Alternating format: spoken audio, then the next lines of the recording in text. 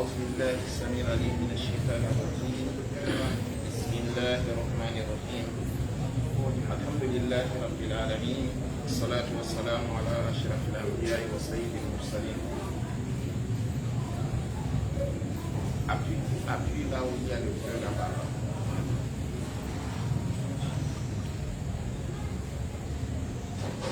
الحمد لله رب العالمين، والصلاة والسلام على أشرف الأنبياء وسيد المرسلين، نبينا وشفينا وحبيبنا محمد عليه الصلاة والسلام، وعلى آله وأصحابه ومن والاه. الحمد لله الذي هدانا لهذا وما كنا له أن نهتدي لولا أن هدانا الله. السلام عليكم ورحمة الله وبركاته.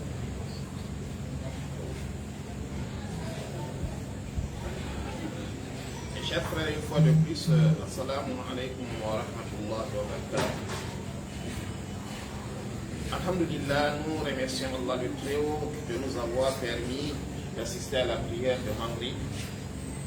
Et Inch'Allah, nous allons par la permission d'Allah et voir ce qui peut nous être utile dans notre foi et surtout concernant les préparatifs du mois béni du Ramadan. Allah tabaraka wa ta'ala, il crée et il choisit. Ça, c'est la tradition d'Allah. Parmi ces créatures, il nous a choisi, nous les êtres humains. Et il nous dit dans le Saint-Coran, Wala qad karramna bani Adam. En réalité, nous avons donné à l'être humain toute sa notoriété. Et pourquoi? Parce qu'Allah subhanahu wa ta'ala nous a donné quelque chose de plus grandiose. Auprès d'Allah, il n'y a pas un bienfait qui dépasse l'islam, qui dépasse la foi, qui dépasse la religion. Ce bienfait-là n'existe pas. Et Allah tabaraka wa ta'ala a donné ce bienfait-là à nous les êtres humains. Et Allah subhanahu wa ta'ala nous a facilité aussi la compréhension de la religion pour mieux la pratiquer. Allah nous a donné de l'intelligence. La différence entre nous les animaux, parce que l'être humain est intelligent. Non, sinon nous sommes tous des créatures vivantes. C'est Allah qui a créé les animaux, c'est Allah subhanahu wa ta'ala qui nous a créés nous aussi. Les animaux mangent, boivent, nous aussi. Non, les animaux ont leur vie, nous aussi nous avons la nôtre. Mais la différence entre nous et ces animaux-là, ces créatures-là, Allah subhanahu wa ta'ala nous a doté des facultés. Ces facultés-là nous facilitent, nous a rendus plus valeureux que ces animaux-là. Et ces facultés-là, Allah tabaraka wa ta'ala nous a pas donné gratuitement. Là, c'est pour qu'on puisse comprendre sa grandeur, lui, Allah le Très-Haut, et pratiquer sa religion. Voilà pourquoi est-ce qu'Allah subhanahu wa ta'ala nous a honorés, nous a dotés de ces facultés-là pour nous faciliter la compréhension de sa religion, pour mieux la pratiquer. Et Allah subhanahu wa ta'ala a créé le temps, les mois, les semaines, les jours. Avec les mois, nous comptons les années. Avec les jours, nous comptons les semaines, et les semaines après, nous comptons les mois. Et Allah subhanahu wa ta'ala nous dit dans le Saint-Coran, Inna iddata shuhur inda Allah isna ashara shahara fi kitabillah yawma halaka samawati wal ard. Les nombres des mois auprès d'Allah sont au nombre de 12. Les 12 mois qu'Allah subhanahu wa ta'ala a créé là, ce n'est pas aujourd'hui, ça ne date pas 2000 ans, 2021. Là, Yawma halaka samawati wal ard. Le jour où il créa les cieux et la terre. Et Allah subhanahu wa ta'ala nous dit Minha arba'atul hurum. Dans les 12 mois là, il y a 4 mois sacrés. Les 4 mois sacrés sont, il y a 3 mois qui sont successifs et il y a un mois qui est décalé. Les 3 mois successifs là, il y a Muharram, il y a Safar, il y a Zulkida. Et après le mois qui est décalé, qui est le mois de Rajab, le mois qui est passé. Et après vient Shaban, qui est ce mois qu'on vit aujourd'hui, qui est le 3. Et après vient le Ramadan. Le Ramadan n'est pas un mois sacré. Le Ramadan est un mois béni. Et Allah subhanahu wa ta'ala, durant les 12 mois, a choisi un mois qui est meilleur, qui est le mois béni du Ramadan. Allah subhanahu wa ta'ala nous dit dans le Saint-Coran, شهر رمضان الذي أنزل فيه القرآن هدى للناس وبينات من الهدى والفرقان فمن شهد منكم الشهر فليصمه ومن كان مريضا أو على سفر فعدة من أيام أخرى إلى آخر الآية. Allah le Très-Haut nous dit le mois béni du Ramadan, c'est durant lequel on a fait descendre le Saint-Coran. Et Allah nous explique qu'est-ce que le Saint-Coran. Le Saint-Coran, Allah tabaraka wa ta'ala nous dit Hudan linnas. Le Saint-Coran, c'est un guide. Par exemple, une personne qui achète une voiture, n'allons même pas au niveau des voitures, une personne qui achète un téléphone. Dans le carton, il va trouver une notice qu'on écrit mode d'emploi. Et s'il suit ce mode d'emploi, on va trouver qu'il utilise bien son téléphone. Là où il faut mettre la puce est indiqué. Là où il faut régler telle chose, tout est indiqué, tout est détaillé. Alors à lui de suivre. Et Allah subhanahu wa ta'ala nous a créé, ne nous a pas laissé comme ça. Notre guide, c'est la parole d'Allah. La parole d'Allah, c'est quoi? C'est le Saint-Coran. Et Allah tabaraka wa ta'ala nous a dit qu'il a fait descendre le Saint-Coran durant le mois béni du Ramadan. C'est le meilleur que les 11 mois. Ça dépasse les mois sacrés, qui sont 4 mois. Et alors le messager alayhi salatu wa salam nous a dit, c'est lui qui vit Ramadan et ne voit pas ses péchés pardonnés. C'est celui comme si qu'il est humilié, qui a tout perdu. Le messager alayhi salatu wa salam, dans une autre version, a dit, celui-là a tout perdu, celui-là a tout perdu, celui-là a tout perdu 3 fois. Et on le demande qui est Rasulallah. Il dit celui qui a trouvé ses 2 parents, c'est-à-dire son père et sa mère, à vieillir à côté de lui, pourtant il n'a pas eu le paradis. Donc voilà ses parents, voilà son père, voilà sa mère, mais il ne s'occupe pas d'eux jusqu'à ce que le père est mort, la maman est morte, et maintenant le voilà lui aussi, il est resté là sans toutefois avoir l'agrément, c'est-à-dire la satisfaction de ses parents. Celui-là, c'est comme il a tout perdu. Et encore, il a dit, celui qui, le mois béni du Ramadan, le trouve, il est vivant, en bonne santé, du début jusqu'à la fin du mois du Ramadan, et il n'est pas pardonné. Donc, chers frères, comme on avait dit hier, jeûner, ce n'est pas de ne pas manger, de boire. Non. Jeûner, c'est un acte d'adoration. Comme il nous avait dit hier, il nous dit As-sawm ibadatun badaniyatun yataqarrabu biha al-abdu ila Allah tabaraka wa ta'ala. Jeûner, c'est un acte d'adoration que quelqu'un pratique physiquement et spirituellement. Il y a 2. Donc son corps jeûne et aussi son âme. Son âme qui fait de lui être humain là. L'âme aussi jeune. Donc, il doit s'abstenir de manger, de boire et de faire la sunna. Là, c'est le corps. Mais l'âme aussi jeune. Et alors, comment est-ce qu'on réussit son Ramadan?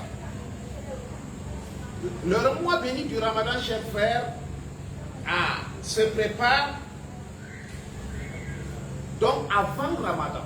On ne doit pas attendre seulement, et demain c'est le mois, le début du mois, on commence à ne pas manger, à ne pas boire, et on continue ses mauvaises habitudes. On a l'habitude d'être grossier, on ne le cesse pas. On a l'habitude de mentir, on ne s'abstient pas du mensonge. On a l'habitude de calomnier, on a l'habitude de voler, on a l'habitude de commettre la zina, on a l'habitude de... etc. Tous les péchés. Lui, il ne mange pas, il ne boit pas et il ne commet pas un acte charnel. Ça, c'est limite là. Lui, il a gêné. Voilà. Et le but de gêner, chers frères, Allah subhanahu wa ta'ala nous dit Kutiba alaykum siyam kama kutiba ala allazina min qablikum la'allakum tattaqun. On a prescrit sur vous à Siyam, comme on a prescrit à ceux d'avant vous, peut-être vous allez atteindre la vie. Donc nos savants nous ont fixé des objectifs. Il y a des étapes à franchir avant Ramadan, donc durant le mois de Shaban, surtout durant ce mois. Ces étapes-là, certains savants ont dit sont au nombre de 6 étapes. Les 6 étapes-là, on doit faire des efforts à les affranchir avant le début du mois du Ramadan. Parmi ces 6 étapes-là, chers frères, il y a l'intention. D'abord, avoir l'intention de jeûner le Ramadan qui viendra dans quelques jours. C'est dans quelques jours maintenant, on ne compte plus les mois. Aujourd'hui, nous sommes le 3. Si ce mois-là compte 30 jours, le mois de Shaban, donc c'est dans 27 jours. Si le mois-là compte 29 jours, c'est que c'est dans 26 jours. Donc, ce sont les nombres de jours qu'on compte aujourd'hui. Et on doit se fixer des objectifs. Premièrement, l'intention. Parce que l'intention, c'est... Non seulement c'est avec l'intention qu'Allah subhanahu wa ta'ala nous réduit. Comme on l'avait dit tantôt, il faut avoir l'intention de jeûner tout le mois. Donc bien sûr qu'au début du Ramadan, selon d'autres écoles, l'école malikite, il est recommandé, fortement recommandé même, de renouveler ses intentions chaque jour. Non, donc surtout alors. Mais d'autres écoles, surtout l'école Shafi'ite et Filkadib, Kafil-Jadid, ils disent que l'intention au début du mois de Ramadan, donc avoir l'intention de jeûner tout le mois du Ramadan peut suffire. Donc ça c'est la divergence des écoles. Mais avoir l'intention, chers frères, dans tous les actes d'adoration est une obligation. Le messager alayhi salatu wa salam dit innamal a'malu binniyat wa innama likulli imrin ma nawa. Chaque acte d'adoration doit avoir son intention. Et chacun sera rétribué selon ses intentions. Donc d'abord, ce qu'il faut faire pour ceux qui ne se sont pas rattrapés. Par exemple, l'année passée, on était peut-être en voyage, on était peut-être malade, on n'a pas pu jeûner d'autres jours. Car Allah tabaraka wa ta'ala nous dit faman kana minkum maridan aw ala safarin fa iddatun min ayamin ukhra. Celui qui est malade ou bien durant le voyage, il n'a qu'à payer, donc compenser les jours à d'autres jours. Donc si jusqu'à présent, ceux-là qui n'ont pas pu jeûner quelques jours, par exemple 3 jours, 2 jours, 5 jours, plus ou moins, alors c'est le temps, maintenant c'est le temps de se rattraper. Donc jeûner ces jours-là. Et faire un grand nettoyage. Ça veut dire quoi? Donc se repentir de tous les péchés. Avoir de bonnes habitudes. On fréquentait des endroits interdits, par exemple des endroits où on mal parle des gens, des endroits où les gens commettent des péchés, des endroits qui nous incitent à commettre des péchés. Là, il faut éviter ces endroits-là. Maintenant, on doit multiplier quoi? Les endroits où on parle de la religion, de la foi, de l'au-delà. Donc la religion doit être notre préoccupation en ce moment. Maintenant, c'est dès maintenant qu'on doit se lancer à la quête de ces valeurs-là. On ne doit pas attendre le Ramadan. Non. Si on attend, on dit que bon, il faut que je finisse ceci avant Ramadan. Ramadan, tu verras, on n'a rien préparé. Parce que Ramadan, il faut se programmer, il faut avoir un programme. Et ce programme-là se fixe dès maintenant. Ah, pour nos pieds prédécesseurs, c'est 6 mois. 6 mois avant cela, ils se préparent pour exercer leur ramadan. Et mais nous, bon, avec nos occupations, on le sait très bien, mais il faut dès maintenant revoir d'abord son intention. Now, quelle est mon intention cette année? L'intention doit être quoi? Ce ramadan-là, Inch'Allah, sera meilleur ramadan de ma vie. Now, l'année passée, qu'est-ce que j'ai fait? J'ai fait ceci, j'ai fait cela, j'ai fait ceci. Et qu'est-ce que je n'ai pas fait? Je n'ai pas fait ceci, je n'ai pas fait cela. On revoit à Ramadan de l'année passée. Et alors là où il y a des erreurs, on les répare. On les répare maintenant. On essaie de revoir Ramadan de l'année passée. Là, qu'est-ce que j'ai commis comme erreur durant la journée? Qu'est-ce que j'ai commis comme erreur à la nuit? Qu'est-ce que j'ai commis comme erreur dans la lecture du Saint-Coran? Qu'est-ce que j'ai aussi gagné durant le mois béni du Ramadan de l'année passée? J'ai gagné en ceci, j'ai gagné en nawafi, j'ai gagné en lecture du Saint-Coran, j'ai gagné en sadaka, j'ai gagné. Là, alors on essaie de voir notre emploi du temps de l'année passée et on essaie de réparer. Là, on répare, on fixe cet emploi du temps de cette année. Voilà là où j'ai failli, voilà là où j'ai commis des erreurs, voilà là où j'ai bien fait. Là où on a bien fait, on remercie Allah subhanahu wa ta'ala et on augmente. Et là où on a commis des erreurs, là alors on demande pardon à Allah tabaraka wa ta'ala, on les répare cette année. Voilà comment est-ce qu'on progresse. Pas quelqu'un de dire que non, moi j'ai gêné tant d'années, bon je n'ai pas eu de problème. Ce n'est pas l'effet de gêner. Et qu'est-ce que j'ai gagné Ramadan de l'année passée? Qu'est-ce que j'ai fait plus que l'année surpassée? Et qu'est-ce que je ferai durant le Ramadan qui viendra? Ce que je n'avais pas fait durant toute ma vie. Pourquoi? Parce qu'on s'approche de la mort, chers frères. Donc, comment on s'approche de la mort? C'est qu'on doit faire beaucoup de bonnes œuvres. Le messager a dit Khayrun nas ma tala umuruhu wa hasuna amaluhu. La meilleure personne, c'est celui qui a une longévité, et non seulement la longévité, et chaque fois, les œuvres ne font que s'améliorer. Donc, le Ramadan de l'année 1443, cette année, doit être meilleur Ramadan de toute ma vie. Donc, de toute ma vie, du début jusqu'à aujourd'hui. Et Ramadan de l'année prochaine, si je suis en vie, sera meilleur que cette année. Voilà des objectifs qu'on doit à se fixer. Et chers frères, faire, comme on avait dit, le grand nettoyage est dans le comportement aussi. Dans notre manière de vivre, dans notre relation avec le voisin, avec la famille, avec les collègues. Donc, on doit essayer de voir. Nous sommes des êtres humains, nous commettons des péchés, nous commettons des erreurs. Dans nos paroles, notre manière de raisonner, notre manière d'agir. Donc à chaque fois, on doit chercher à se réformer, à se perfectionner. Ça c'est le deuxième point. Le troisième point, on doit faire la muhasaba, l'examen de conscience. Puisque Balil Insan ala nafsihi basir. Notre âme, notre conscience, chers frères, ne nous trompe pas. Si quelqu'un ment là, le menteur là, il est le mieux placé pour savoir il ment plus que d'autres personnes.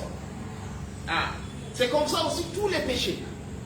Donc celui qui veut se réformer, se repentir du mensonge par exemple, parce qu'il ment trop dans sa vie.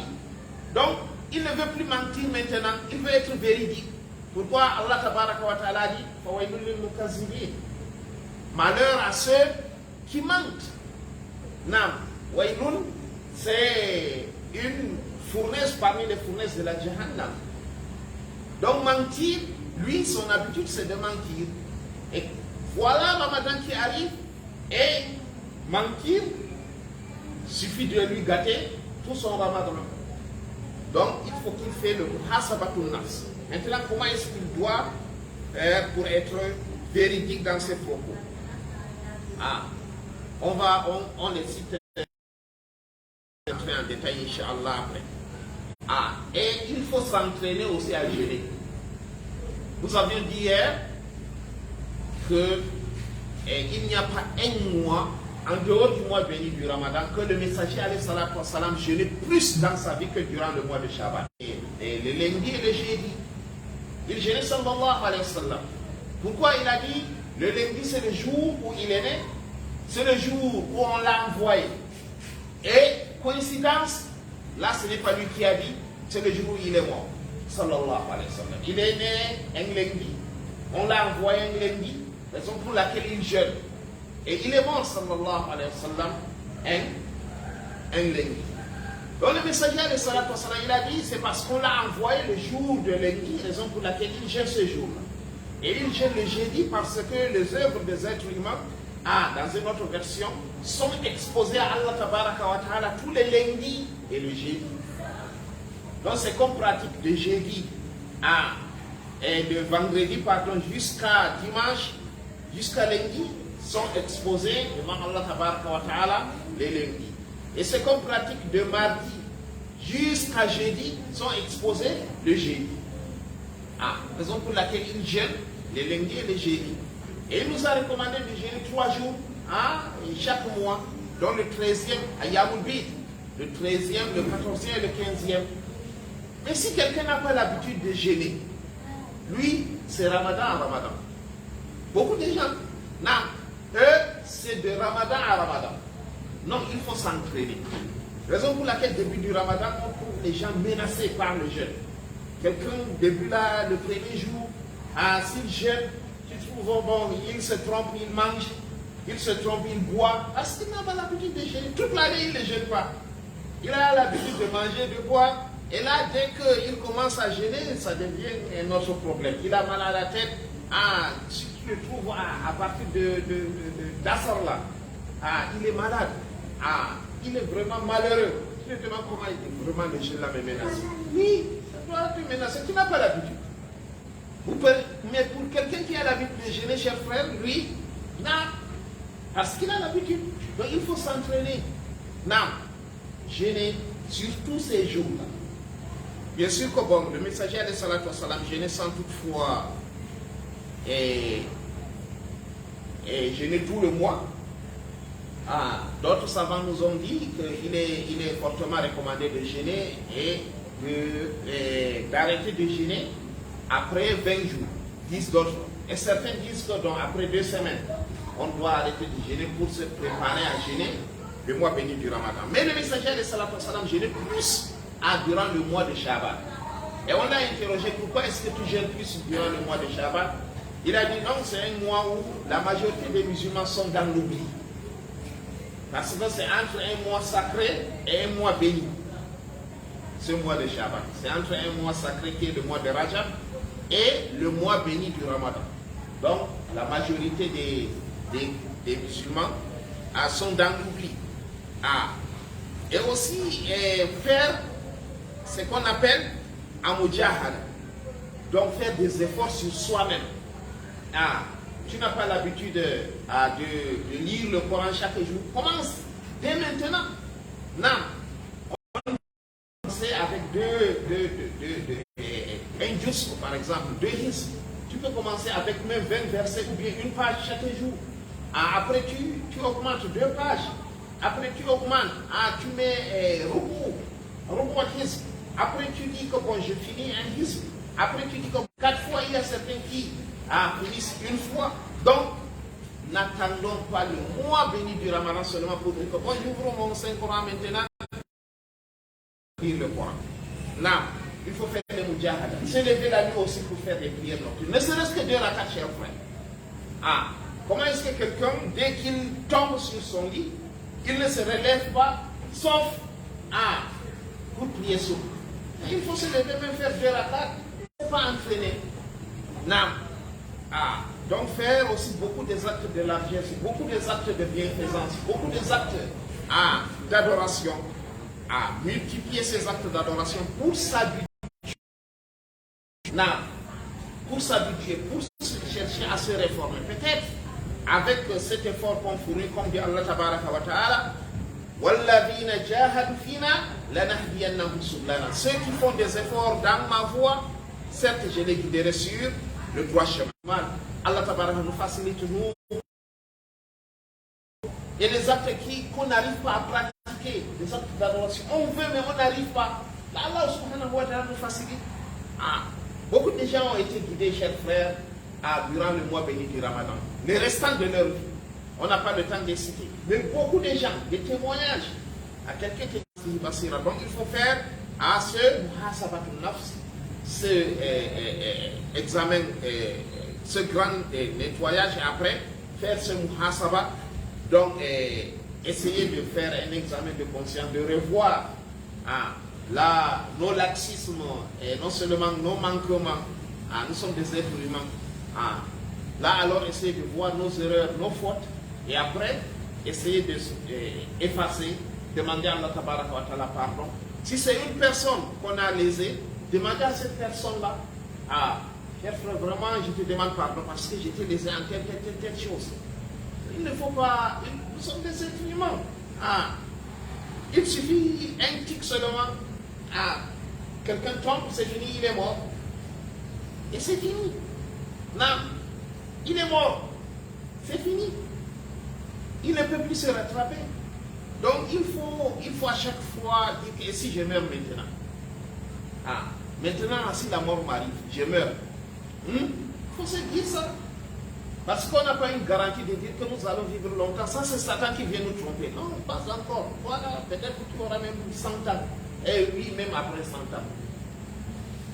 Même après 100 ans, comme disait le poète arabe, Walam ishta alfan summa alfayni. Même si tu vis 1000 ans, après 2000 ans, tu seras là dans la tombe là. Donc, raison pour laquelle, si nous avons lésé une personne, on doit chercher à réparer. Si c'est entre nous et Allah tabaraka wa ta'ala, là alors c'est facile. Revenons à Allah subhanahu wa ta'ala, repentons, demandons-lui pardon. C'est lui le pardonneur de tous les péchés. Et comme on avait dit, chers frères, faire le mujahad. Donc faire des efforts sur soi-même pour essayer de se réformer. C'est ça le plus grand djihad. Comme dit Allah tabaraka wa ta'ala, jahadu fina lanahdiyannahum sublana. Ceux qui font des djihad sur eux-mêmes. Donc tu ne peux pas dire que bon, toi tu vas faire le djihad sur notre personne. Fais le djihad d'abord sur toi. Non, tu n'arrives pas à te concentrer dans ta prière. Tu pries, tu penses à ceci, tu penses à cela. Tes pensées sont éparpillées, c'est le fait que balader au moment où tu demandes à Allah. Quelqu'un qui dit Allahu Akbar dans sa prière, c'est-à-dire tout le reste là est petit. C'est rien qu'Allah subhanahu wa ta'ala qui est le plus grand. Raison pour laquelle on appelle ça takbiratul ihram. Ceux qui sont à la Mecque savent ce que c'est le ihram.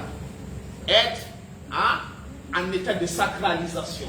Quelqu'un qui porte son ihram là, il y a des actes d'adoration qu'il ne fait pas. Il y a des actes, pardon, pas d'adoration, il y a des actes qui est interdit de faire. Parce qu'il est en ihram. Et quelqu'un qui entre dans la prière, c'est la même chose. Comment est-ce que quelqu'un là, son corps est dans la prière et il ne fait que penser à dehors? Donc il est là, il est au marché, il est là en train de discuter avec une personne, il est là en train de raisonner partout. Jusqu'à ce qu'on prie, on lui pose la question, c'est combien de rakat il dit? Moi-même je ne sais pas. Tu étais où? Je ne sais pas, j'étais où en ce moment? Donc, on n'arrive pas à se concentrer. Prenons cet exemple simple. Je n'arrive pas à me concentrer dans la prière.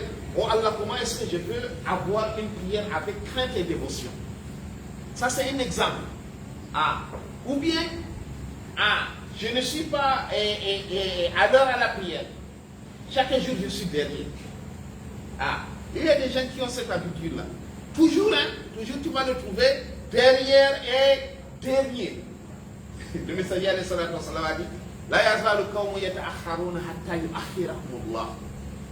il y a des gens qui ne cessent d'être retardataires jusqu'à ce qu'Allah subhanahu wa ta'ala les retarde.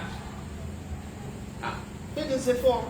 Toi aussi, il faut que la zane, donc l'appel à la prière, me trouve la prière. Voilà des objectifs. Voilà là où il faut faire la concurrence. La concurrence, il faut faire dans les bonnes œuvres. Tel là, après chaque prière, il lit le Saint-Coran. Comment est-ce que moi aussi je peux lire le Saint-Coran? Tel là, après, avant la prière, il est à la mosquée. Moi aussi, il faut que Voilà là où les compagnons du messager faisaient leur concurrence. Ce n'est pas la concurrence dans les choses matérielles. Non, eux, leur concurrence, c'est quoi? Dans la religion. Abu Bakr et Omar, leur concurrence, c'est quoi? C'est dans la satisfaction d'Allah. Et nous aussi, il faut qu'on ait cette concurrence-là. Tel là me dépasse dans tel acte, il faut que moi aussi je sois comme lui. Tel là me dépasse dans tel acte, il faut avoir cette envie-là. Donc, chers frères, faire un emploi de temps, comme on avait dit, des actes d'adoration. Par exemple, tu règles ton réveil. Tu as l'habitude peut-être de te réveiller à 4h30.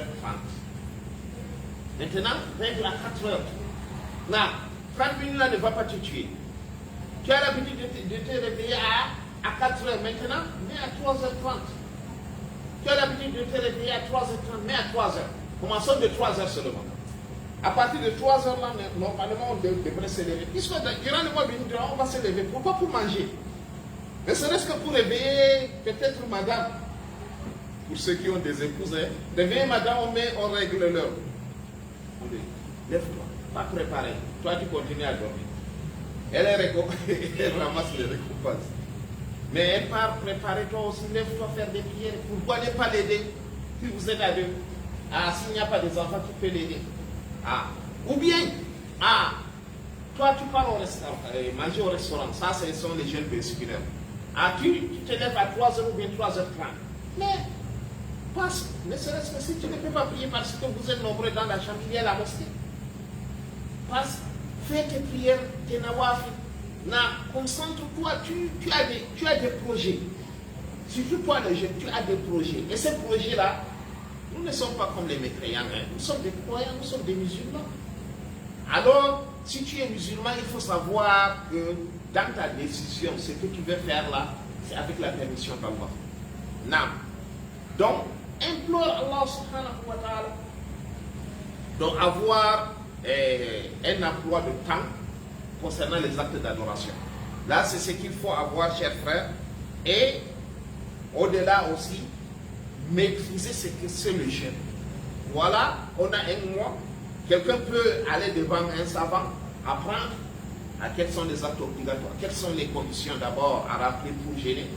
Parmi nous, plusieurs jeunes vont commencer à jeûner obligatoirement cette année, puisqu'ils ont atteint l'âge pubère cette année. Il y a d'autres qui se sont convertis, qui vont commencer à jeûner cette année. Il y a d'autres, chers frères, l'année passée là, ils jonglaient. Bien sûr que ce sont des jeûnes obligatoires, mais il y a d'autres qui sont des musulmans qui ne jeûnent pas. Pourtant, le jeûne est obligatoire. Alors, tant de choses. Et cette année, peut-être, voilà Allah Tabaraka wa Ta'ala qui l'a guidé sur le droit chemin. Et il faut savoir ce que c'est le jeûne.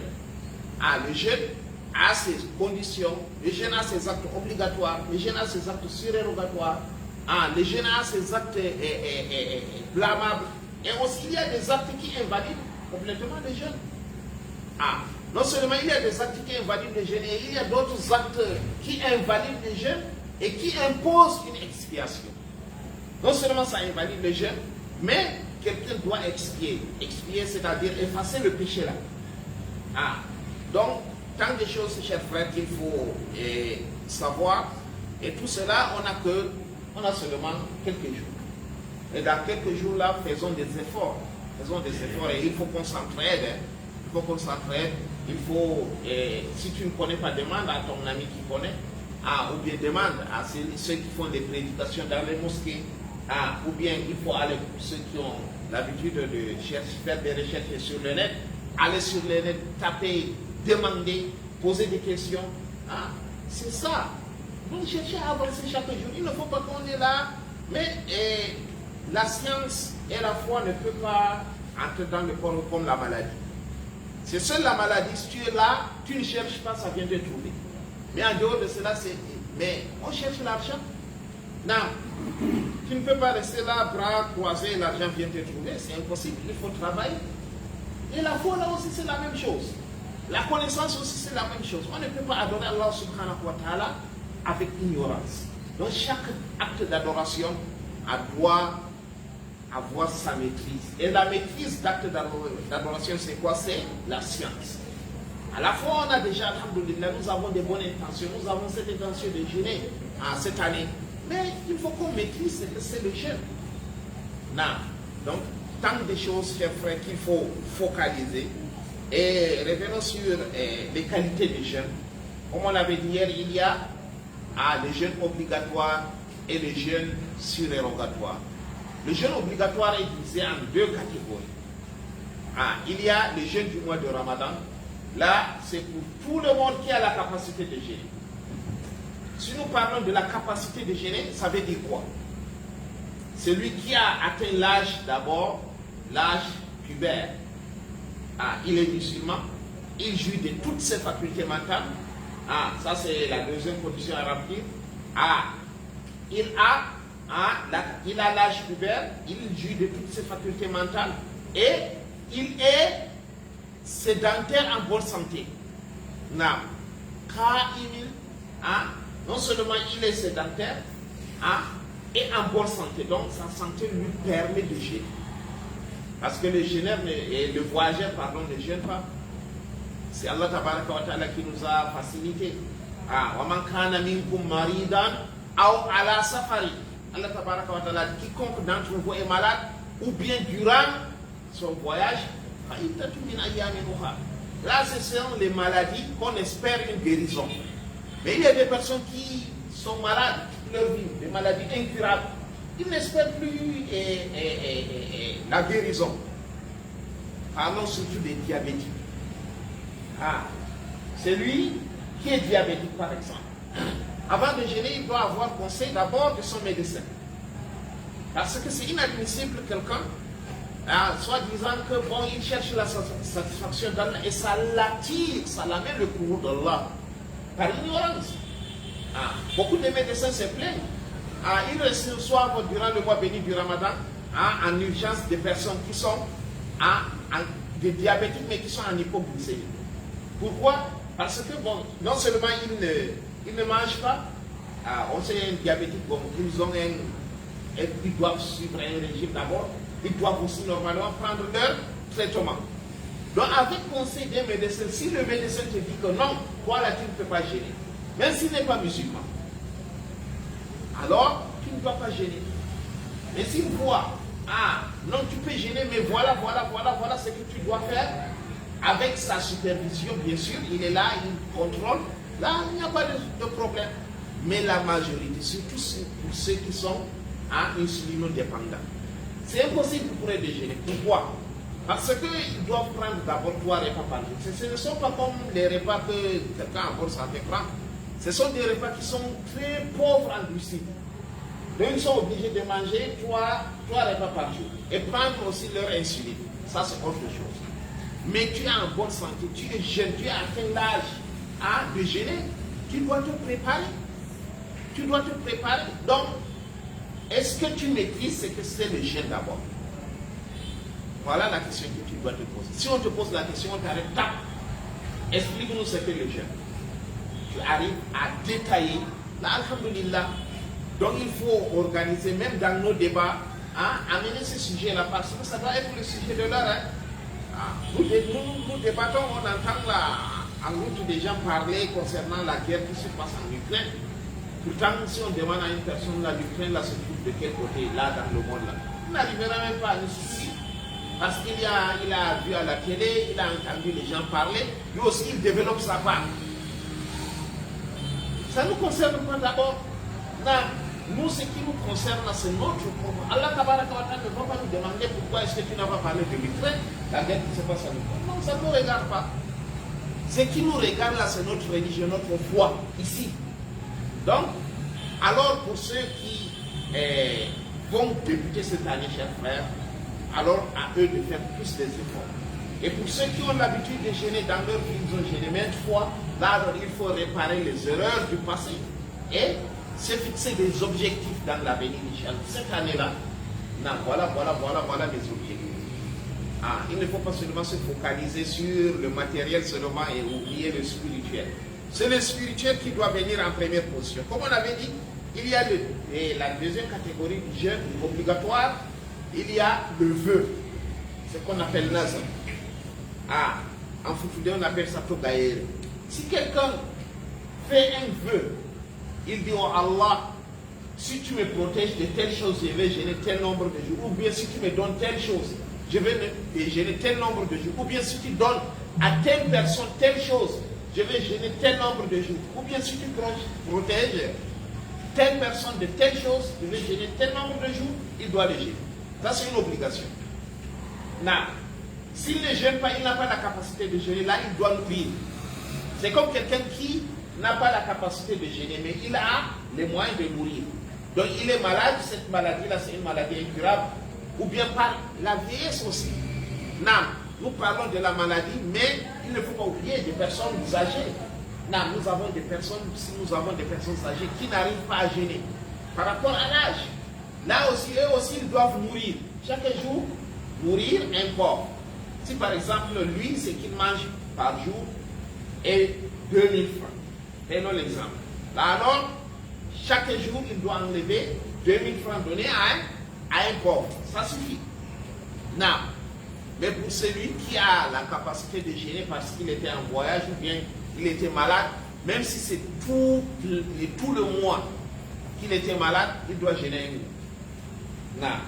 Et s'il ne gêne pas, maintenant, jusqu'au mois béni du Ramadan, après le Ramadan de cette année, il doit gêner, et non seulement gêner, chaque jour nourrir un pauvre encore. Ça, c'est l'expiation. On appelle ça kafar. Donc ça, c'est la punition. Et il vaudrait mieux, chers frères, il ne faut pas retarder. Et surtout concernant, nous avons des sœurs, nous avons des filles, des sœurs qui sont non seulement musulmanes. Elles aussi, pardon, on doit essayer d'en parler avec elles, à essayer avoir des débats, peut-être on a des questions. Non. Et qu'Allah subhanahu wa ta'ala nous guide vers ces jours. Donc, le jeûne obligatoire en islam, il y a deux. Il y a le jeûne du mois du Ramadan et il y a le vœu. Voilà. Si quelqu'un prend un engagement devant Allah, oh Allah, si tu me fais telle chose, je vais jeûner tel nombre de jours. Là alors, si Allah subhanahu wa ta'ala réalise, exauce ces invocations-là, il doit jeûner. C'est obligé. S'il ne jeûne pas, là alors il doit nourrir un pauvre. S'il n'a pas la capacité de jeûner. Donc Allah nous facilite. Allah subhanahu wa ta'ala nous fasse de ceux qui écoutent sa parole et se vertuent à l'appliquer de la meilleure des façons. Inch'Allah, nous nous arrêtons là pour ce week-end et nous nous donnons rendez-vous le week-end prochain. Donc nous allons essayer de faire ces assises-là chaque week-end jusqu'au dernier week-end du mois de Shaban. Et après, on entame avec les rappels des assises, les rappels du mois béni du Ramadan. Qu'Allah nous guide vers ces jours bénis. Qu'Allah subhanahu wa ta'ala nous fasse de ceux qui gêneront pour chercher son agrément. Et qu'Allah tabaraka wa ta'ala fasse à ce que le Ramadan de l'an 1443 de l'Égypte soit le meilleur Ramadan de toute notre vie. Assalamu alaikum wa rahmatullahi wa barakatuh.